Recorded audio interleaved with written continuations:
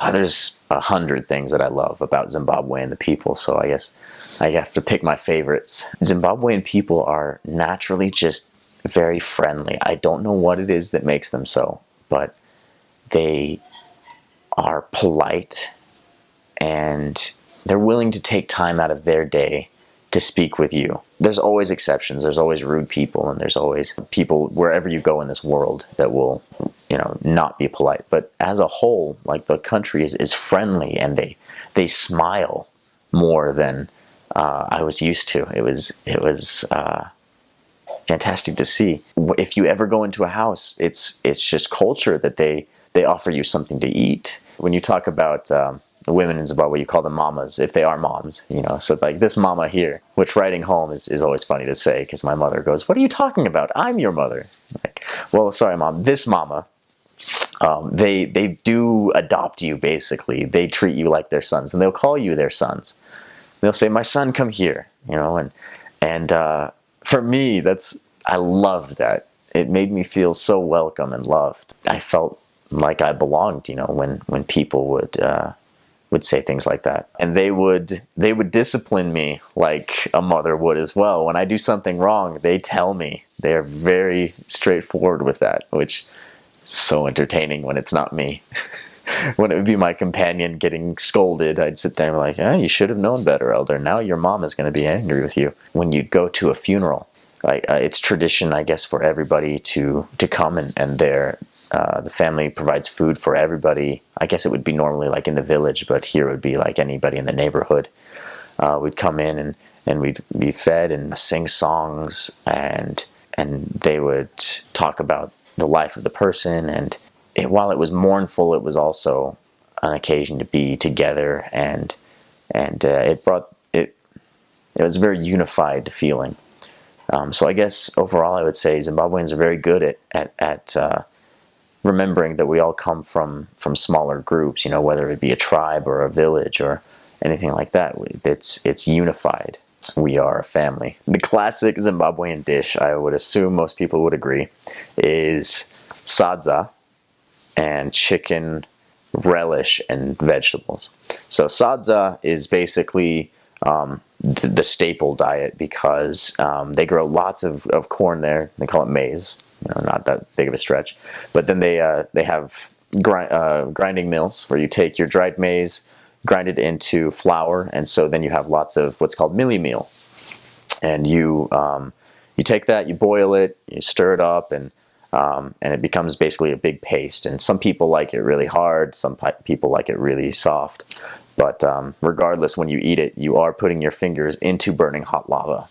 And so you got to be careful when you're first starting. Every green missionary burns his fingers, I think, at least a little bit, because they do not know. So basically, you take that, and it's basically I'm saying basically a lot. They're taking something the consistency of Play-Doh, and you take it, and you can make it into either a ball or into a little scoop, and then you scoop up some gravy, which has pieces of meat or vegetables, and you take that and you eat that, and it's absolutely delicious. The first time you have it, it's the strangest experience, but eventually you grow to love it. And then they have some sort of meat, and almost always chicken, and they know how to fry chicken there. It's not Kentucky chicken, it's not Southern fried chicken, but it is a really tasty way that they do it. And then there's a thing called kovu, which is a vegetable that grows in a stalk out of the ground. You'll see it being grown in every single person's garden. And as the leaves come off, they just pluck the leaves, and then it continues to grow up and up. So it starts off, on the ground, and eventually it'll be this tall, and it'll just have a bare stalk with like 5 or 6 leaves at the top that they'll pick. And they chop it and fry that. So you use the sadza to basically dip it and pick up vegetables or relish and the meat and eat that. And when I say relish, I don't mean what they put on hot dogs here. I mean, relish is basically any meat or gravy that they have with the food. So that's your basic meal. Sometimes people will like kapenta. And kapenta is these little tiny dried fish that I never really enjoyed. I ate it, and I always was very grateful when someone offered it to me. And I don't know, but I guess you compare that to the chicken, and I definitely had my preference. I think the hardest part about Capento was knowing that they had eyes that are looking at me, but it was great. And I was offered rabbit many times, and guinea pig once or twice. The most extreme ones, one was maklimbi or madora, which is the caterpillars. And so these caterpillars grow by the thousands on some of these trees, and they call them mupani worms as well. And they'll fry those up, and you'll eat those just like you would with the chicken. And I remember the first time I had those, I pick one up out of the bowl, and I'm looking at it, and I'm just going, "You are ugly, and I'm gonna eat you." But and so you pop it in, and once you try and forget what it is that's in your mouth, it's delicious. It's just the face is what got me. And there's something called ishwa, which is these flying termites that during a certain time of the year, kids will stand around these little termite holes, and they'll cover them because termites will come out at night. And so if you cover it, they think it's nighttime because the daylight's no longer shining down. And so then they'll start crawling out by the hundreds, and the flying ones are the ones you want to eat. The ones that are on the ground have angry little pincers that they hurt. And I didn't know that. And I was trying to pick them up, and the kids were like, "No, no, no, no, no, Marungu, no." And I got pricked pretty good. Those things do not let go. And so they'll grab the termites out of the air. Sometimes they'll pull off the wings, and they'll stick them in a bag, and they'll fry those up and eat those. Or you can just eat it right out of the air if you want, which I did because the kids are like, "Do it." So I was like, okay.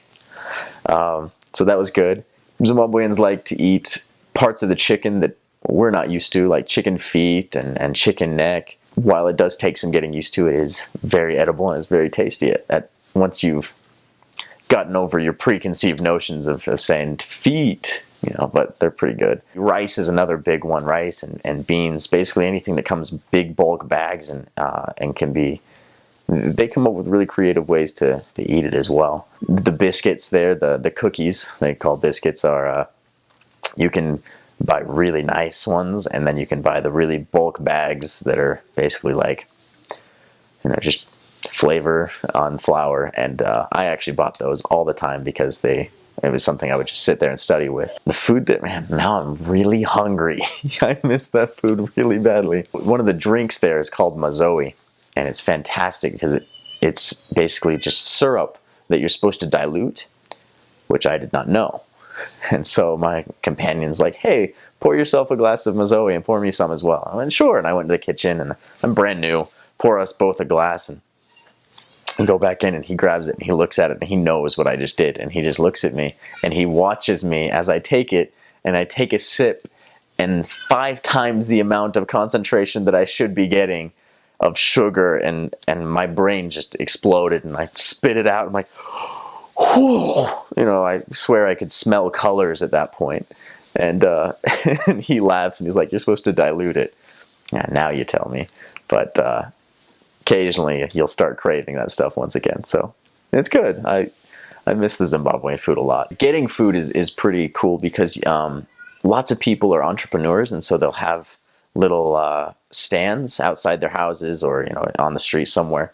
So if you ever need fresh tomatoes or fresh vegetables, they're right there. Like a lot of the time we'll just poke our head out the window to a little kid that knows us, and we're like, "Hey," and we'll give them $1, like, "Go get us some tomatoes," and they'll run and they'll grab you some tomatoes and they'll bring them back because kids are used to their moms having them do that all the time. So it's really fun.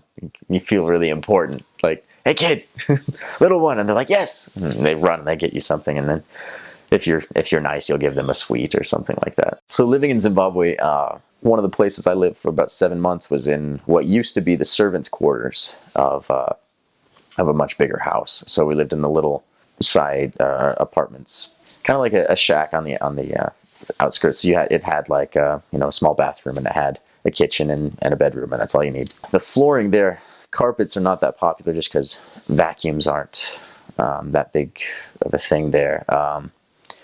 Electricity and water will come and go very frequently, and so you can't really rely on that. So most of the time people just sweep, and so carpets aren't really that common of a thing. So what they'll do is they'll apply this stuff called Cobra, which is like kind of a floor wax that if you sit on it too soon after applying it, you will get a nice red streaks on your pants that I laughed at my companion several times when he was new, because he didn't know better. Because water and electricity come and go, most of us would store bottles of water all around the house, so that if water goes for a few days, then we'd still be able to drink. We'd probably do really poor excuses of bucket baths. Although bucket baths can be the best. If you have water but you don't have electricity, you take the cold water and you put it you boil some of it on the gas stoves that we had, and then you pour it in with some cold water, so you make it nice and a good temperature for you, and then you just go into the shower, you get a cup, and you just splash it on yourself, rinse it out. It's actually not nearly as bad as I was thinking it was going to be. I thought about that going, man, I've been spoiled with my showers at home. Like my nice big water heater, and then transportation, like into your area or into town, they have these things called conveys. And it's basically like, I think of the equivalent of a VW bus, like you'll have the hippies used to have here in like the 60s and whatnot, or my dad used to have. And you fit 25 to maybe 28 people, you cram them into one of those vans. And there, it's interesting because you've got like 4 to a row that's maybe like that wide. And so if you're getting in there and then you see this large person come in, you go, uh-oh, it's gonna get tight in here real quick. If you're claustrophobic, it takes a little while to get used to, and if otherwise, it's a ton of fun. And the combi drivers will just drive around and they'll be yelling what their destination is. So they'll be like, towny town, town. And so you'll wave them in, and they'll come and they'll pick you up, and you give them the money for how far I guess you're going to go. And then you'll jump in there, and it's really competitive. And then you'll go in there, and there's just this hub of hundreds of these vans just all yelling, saying, this is going to Mtumbani, and Soxile, Bulawayo. So it was really cool. Hard part about that is when you go shopping, and then you have to take all your food, and you basically you can't buy too much at a time, because you have to transport that back on the combi where there's already no room, and take that all the way back to your apartment. Then they use American dollars there now, with inflation and everything that went. Zimbabwe had a hard time with currency for a while. So now they use American dollars and South African rand. And they'll use pula from Botswana or anything that they know what the exchange rate is, and you can use that for money. But because bills are a lot easier to transport than coins, because those are really heavy, you don't really get change very often unless it's in South African rand. So a lot of the time you'll buy something and then you'll get lollipops or candy in change. So you always have a few lollipops in your backpack. If you're ever buying something on the market, you have to barter down, because you have to realize they're working in a marketplace. They know they're gonna try and get what they can. I bought something one time, and my companion looked at me and he just goes, "You paid about 4 times what you should have paid for that." Bummer. So that's how it goes. It is a former British colony. It was called Rhodesia. It's similar to British accents, but it's definitely its own version, because it's a combination of African accent and English. And so let's see if I can still do this. It would when I would meet people, they're like, "Elder, how are you today?" I'm like, "Oh, I'm fine, sister. How are you?" "Oh, it is so good to see you." Coming from North Carolina, I didn't quite talk like this, but I would speak, and my words would run together sometimes, and it was just a simple Southern American accent. So going there, no one would be able to understand me, because I would speak too quickly in that accent, and so I had to learn to stop and enunciate all of my syllables. And this is how I spoke for 2 years, to the point when I called home for Christmas, and my family goes, "What is wrong with the way you're speaking?" And I went, what are you talking about? "You're talking like this." Well, I had to, because that was the only way that I could be understood. I guess when you meet people on the street, you go, "Hi, how are you?" And they say, "I'm fine, how are you?" And so lots of kids, when they see you on the street, all they've been taught to say is, "How are you?" and "I'm fine." So they'll follow you for 20 minutes. How are you? How are you? How are you? And you go, I'm fine. How are you? I'm fine. I'm fine. How are you? Like, okay, all right, this is not getting anywhere, but it's entertaining to see them do that. Sometimes it's frustrating, but most of the time it's entertaining. The accent for Shona is fantastic as well. That's pretty much the main language of Zimbabwe. Most people are Shona, with one big city, Bulawayo, being Ndebele, and they speak that, and so Shona is the main language for most of the people. They'd say, "How are you?" So they say "Makadi," and you clap your hands as like in this way as a sign of respect. And so Makadi, which is "How are you?" and you say Tiribo, which is I'm fine. I think I might be mixing languages. Let me think. This is going to be bad. People are going to make fun of me. But people will say shop shop, which is sharp sharp, but because of the accent, it sounds like SHOP. It just means like cool cool. Ndebele, the other language, I remember a little bit better just because I was really passionate about learning that one because it was fun for me to speak. And so you say Salibonani, which is, how are you? And you say Yebo. Yebo is yes. But you say Yebo for a lot of different things. You say yes to they say hello and you go yes. So Salibonani, Yebo Unjani Baba. You go Niapila Unjani Mama, and you can saying I'm fine. How are you? And occasionally if you're speaking to someone respectful, you change it up and you say it in a more appropriate way. My tabasa in Shona, I think, is probably one of the coolest ways to say thank you. In Malawi Chichewa, you say zikomo, which I think is also really cool. The fun things about Ndebele is there's some words that click. I was asking them to teach me, and they say, okay, say kumukatu get ukatu. I go, what? And they say kumukatu get ukatu. Like, like, okay, how about ama po? I'm like, no. And so it's a lot of fun. It's hard to get used to. You have to learn that when it's written down, Q is, and X is, and C is, and even within there's like different ways of saying those. And another syllable is it's HL, so it's hlope. So you're like, I'm hlope, and it sounds like you got a lot of spit, in the side of your mouth, and usually they love it. And they go, look at this Marungu, speaking Shona, or look at this Kiwa. And so it was a lot of fun. I loved speaking those languages. Eventually, when you get so into it that your accent starts to disappear and you're speaking theirs, they love it even more. Yeah, I loved Shona and Ndebele, Chewa. No, they were fun to speak. The first thing I would want to say is just how much I miss being around all of the amazing people that I did meet when I was in Zimbabwe and Malawi. I honestly left for my mission as a boy, and all of you took care of me and strengthened me and made me into a better man. I think about the people, you guys, that I met every single day, the ones that watched me struggle with learning how to say Maitabasa and Salibonani and Zikomo and just watched me go from Elder Skoro and Elder Ski and Elder S and all the little nicknames you guys had, and I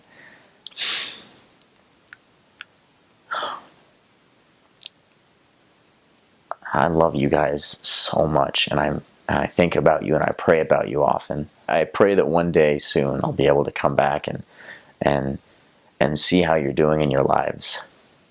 But until then, I just have to hope that my information from Facebook and from phone calls every now and then are going to be enough. I called many of you my babas and my mamas, and that's true. You are my family. You're my parents. You're my brothers and sisters. And I was happiest in my life when I was with you. So know that I love you and I miss you.